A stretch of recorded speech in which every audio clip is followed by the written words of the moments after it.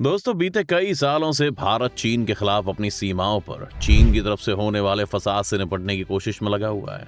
और कहीं ना कहीं मोदी सरकार, जो कि पूरी दुनिया में अपने अग्रेशन के लिए जानी जाती है, वो चीन के खिलाफ सीमाओं पर होने वाले विवाद और बॉर्डर की घेराबंदी मामले में उतनी वोकल नजर नहीं आती।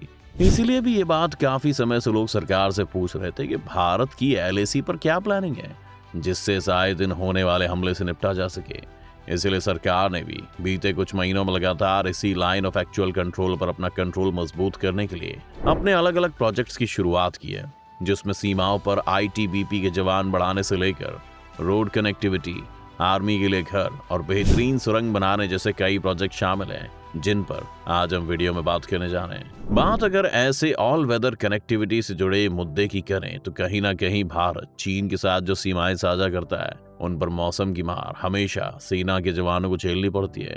और इसी वजह से उन जवानों तक जो कनेक्टिविटी होती है वो सर्दियों के दिनों में बहुत खराब हो जाती है। सरकार की तरफ से ऑल वेदर कनेक्टिविटी के लिए जो जरूरी कदम उठाए गए हैं, उसमें सिंकुला टनल का नाम सामने आ रहा है। तो क्या है ये टनल, आइए जानते हैं। भारत सरकार की मंजूरी के साथ ही इस टनल के बनने की शुरुआत हो गई है। ऐसा कहा जा रहा है कि इस टनल का कंस्ट्रक्शन भारत की सिक्योरिटी के लिहाज से बेहद जरूरी है। सुरंग बनने से हमारे सुरक्षा बल के जवान साल भर किसी भी समय वहां आवाजाही कर सकेंगे।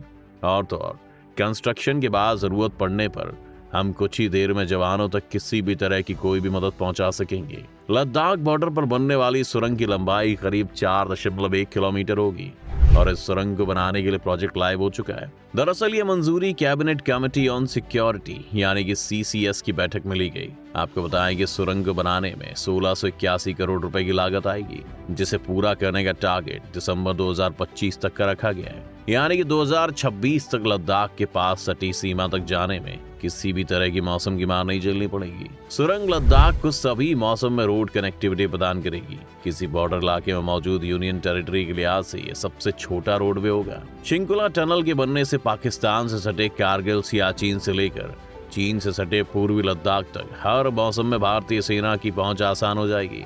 ये टनल हिमाचल प्रदेश को लद्दाख से जोड़ेगी। इसे दुनिया की सबसे ऊंची ऑल वेदर टनल भी बताया जा रहा है। शिंकुला टनल को 16,580 फीट की ऊंचाई पर बनाया जाना है।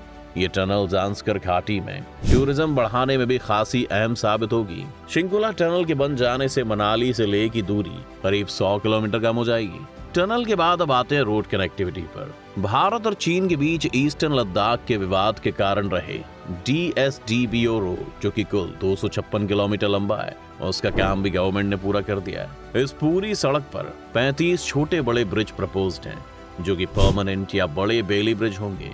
इस रूट पर बने DSDBO हाईवे से पहले सड़क का हाल बहुत खस्ता था और घाटियों को पार करने के लिए जो ब्रिज थे वो भी काफी पुराने मॉडल में हुआ करते थे, जिनसे कनेक्टिविटी उतनी बेहतरीन नहीं हो पा रही थी। इन ब्रिजेस को क्लास 18 ब्रिज के नाम से जानते थे, यानी उनके ऊपर से 18 टन से ज्यादा वजन वाले व्हीकल्स को पार कर पाना बहुत मुश्किल होता है। लेकिन अब इस DSDBO रोड पर जितने भी ब्रिज तैयार किए जा रहे हैं या अपग्रेड किए जा रहे हैं, वो क्लास 70 है, यानी कि 70 टन वजनी मिलिट्री इक्विपमेंट टैंक आसानी से गुजर सकते हैं। इसके साथ ही अब भारत भी LAC पर चुशुल से डोमचौक तक अगले 2 साल में 135 किलोमीटर लंबा हाईवे बनाने की तैयारी कर चुका है। LAC के साथ साथ बनने वाले इस हाईवे के जरिए चीन को काउंटर करना अब भारत के लिए और आसान हो जाएगा। इस हाईवे को स्ट्रैटेजिक विजन से काफी अहम माना जा रहा है। बॉर्डर रोड ऑर्गेनाइजेशन यानी कि BRO को इसे बनाने का काम सौंपा गया है। BRO ने 23 जनवरी को चुशुल डोमचौक फुकचे डोमचौक हाईवे बनाने के लिए टेंडर भी जारी कर दिया है। इस सड़क को CDFD रोड के नाम से भी जाना जाता है। सिंगल लेन हाईवे को बनाने में करीब 2 साल का वक्त लगेगा और उसमें 400 करोड़ रुपए खर्च होने का अनुमान है। यानी कि गवर्नमेंट की तरफ से इस तरीके से सड़क को बनाने के लिए अच्छा खासा बजट अलॉट किया जा रहा है, ताकि समय रहते ऐसी सड़कों को बना करके तैयार किया जा सके। यह हाईवे LAC के साथ साथ सिंधु नदी से लेकर लेह में भारत चीन सीमा के करीब तक जाएगा। आपको बता दें कि जिस रूट पर बन रहा है उस पर पिछले कई दशकों से ये सड़क मिट्टी से बनी रहती है और लोग इंडियन ऑफिशियल से कई बार इसे लेकर सवाल भी उठाते थे कि क्यों वो इस सड़क को नहीं बना रहे हैं, जबकि चीन सीमा पर मजबूत बेसिक फ्रेमवर्क बन चुका है। यह हाईवे उसी इलाके में बनाया जा रहा है जिसे चुशुल के नाम से जाना जाता है। चुशुल वही इलाका है जहाँ 1962 में रेंजाग ला की लड़ाई हुई थी। डोमचौक वो इलाका है जहाँ भारत और चीन के सैनिकों के बीच क्लैश की अच्छी खासी हिस्ट्री रही है। इसीलिए इस इलाके को भारत और तेजी से सैनिकों के लिए सुगम बनाने में लगा हुआ है। बात करें सड़क की चौड़ाई की तो इस सड़क की चौड़ाई 7.45 मीटर होगी। इस हाईवे में 3 अहम पुल होंगे। इसके अलावा भी बीआरओ इस इलाके में काम करने में लगी हुई है। आपको बता दें कि बीआरओ ने पिछले महीने भी लद्दाख के नायमो एयरफील्ड बनाने के लिए बिड मंगवाए हैं। ये इतना ज्यादा जरूरी क्यों है? ये सबसे ऊंचाई पर स्थित एयरफील्ड होगा। यहाँ से LAG महज 50 किलोमीटर दूर है।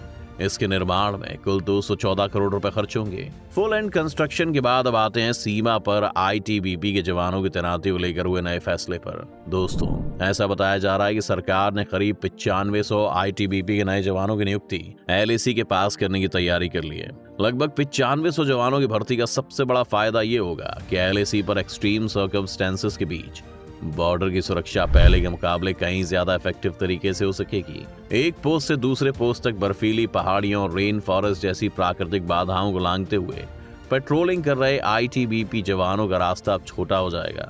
मौजूदा समय में पेट्रोलिंग के लिए निकले ITBP के 2 दस्तों के बीच दूरी का जो अंतर होता है वो बहुत ज्यादा है। नई बटालियन खड़ी होने के बाद पेट्रोलिंग के लिए अधिक जवान उपलब्ध होंगे। एक तय दूरी के बाद दूसरा दस्ता पेट्रोलिंग के लिए निकल जाएगा। इससे चीन के सैनिकों को LAC पर किसी तरह की आंख दिखाने का मौका नहीं मिलेगा। आपको बता दें कि आज भी LAC पर कुछ ऐसे क्षेत्र भी हैं जहां पहाड़ पर स्थिति कुछ और है तो घाटी में हालात बिल्कुल अलग है। रेन फॉरेस्ट में अगर जरा भी इधर उधर हुए तो पोस्ट तक पहुंचना बहुत ही मुश्किल हो जाता है। इसलिए लंबे रास्ते में जवानों को आराम भी चाहिए होता है। कई जगहों पर तो लंबे समय तक बरसात होती रहती है।